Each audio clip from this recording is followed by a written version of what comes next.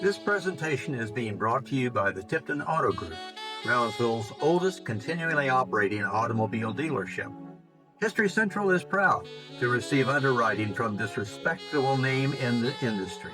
By virtue of their presence in this market for over a century, beginning with their association with the Ford brand in 1923, they made history in a major way for South Texas.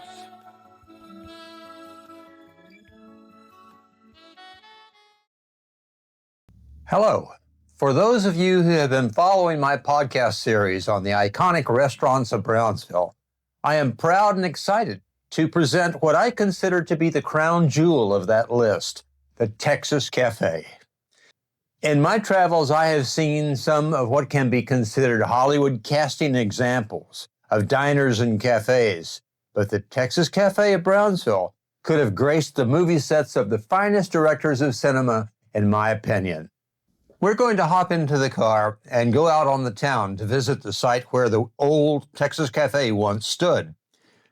Now we have the Queen Bee. This is in Market Square. Look at the sign of progress. Look at the construction on this street. But right there was the Texas Cafe for all of those years. And we're talking back from 1912. When you go back to its beginnings in the Market Square, that's about 1909, 1908.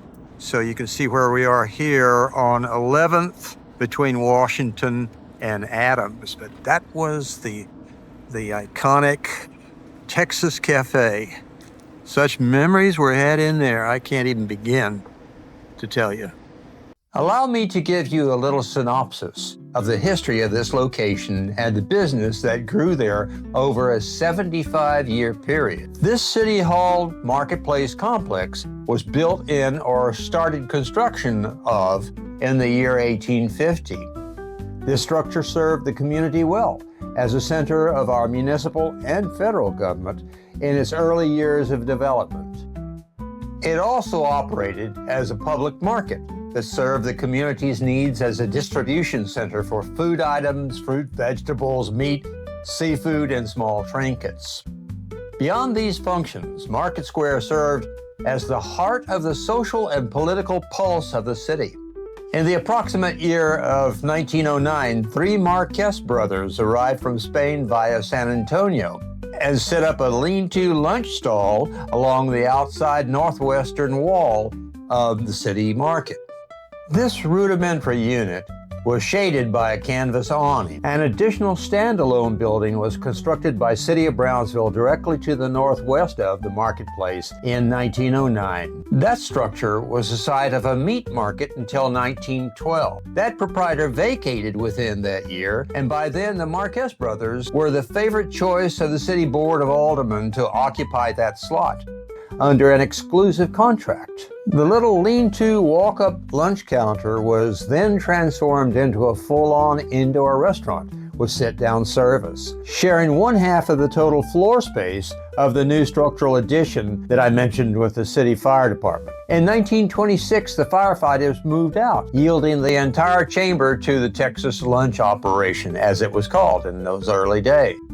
The restaurant grew in popularity as the years passed, guaranteed its job security with the City of Brownsville landlord. The Marquezes endured themselves with the local community by sponsoring a very successful baseball team, maintaining a positive image for the public. From the very beginning, it was operated as a 24 hours food service outlet to the adapted following of the early morning risers, such as duck hunters, and late night habitués, such as partiers returning from entertainment venues in Matamoros. From the very formation of Charro Days festivities, the dignitaries were guaranteed to have been asked to cross the threshold of that cafe as the prideful recommendation of the city leaders. Stellar names settled on a list such as Pedro Infante, Jorge Negrete, Tito Guizar, Desi Arnaz, and so on. Additionally, the Texas Cafe served as a second office site for members of city government, such as police chief, fire chief, and one magnanimous figure in the form of County Judge Oscar Dancy, each to have been guaranteed to be found dining or having a hot cup of coffee there quite frequently.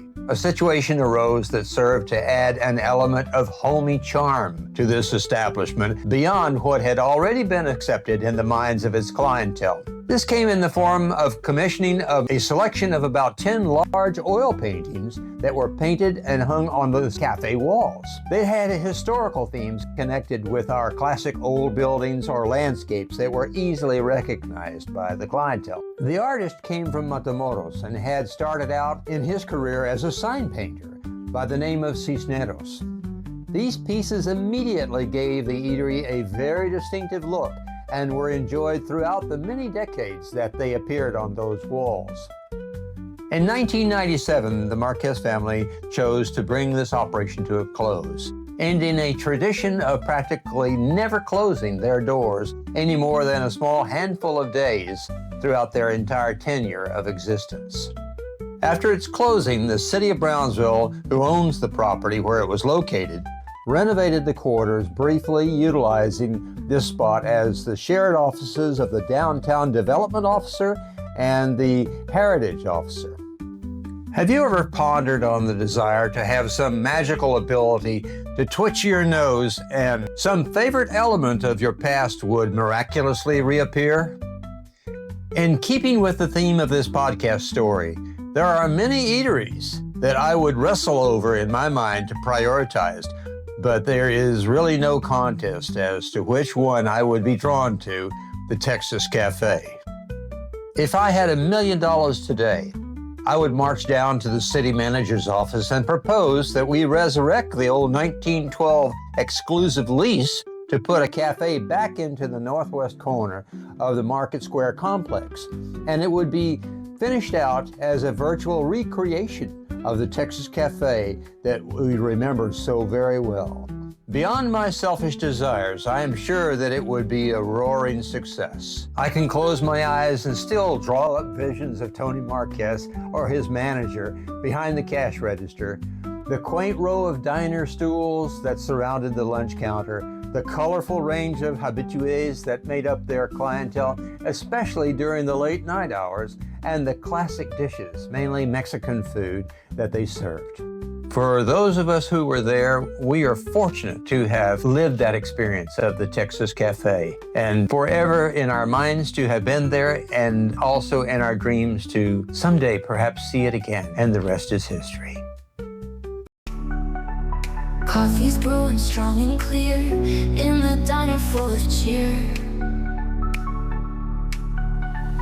People come for late night food, talking, laughing in the mood. Burgers, fries, and sweet desserts. Midnight hunger never hurts. Midnight diner open wide. Come on in for a ride.